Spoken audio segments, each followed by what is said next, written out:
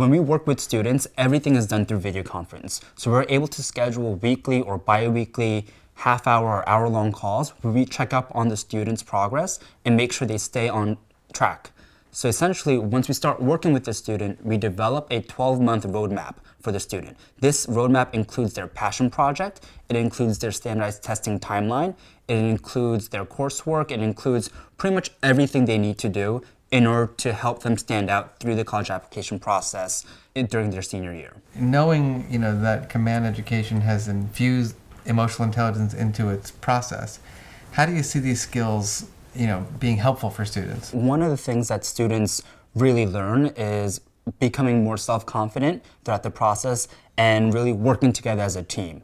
If we're thinking about a high school student who wants to be a leader in their own team or club or volunteering activity, they need to be able to work together. And I think there's a lot of characteristics and traits that they're able to really utilize in order to have a larger impact and really make a difference in what they're doing. We work with students one-on-one, and it's typically just the mentor and the students on that video conference. At the end of every session or call, whether it's 15 minutes or an hour or 2 hours, we send a follow-up email with the parents copied.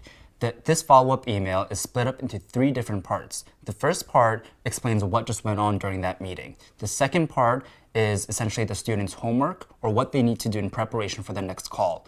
The third section is what does Command Education and the mentor need to do in preparation for their next call. So once a family signs up with us, we pretty much take over this entire process. Chris, say more about how Command works with parents.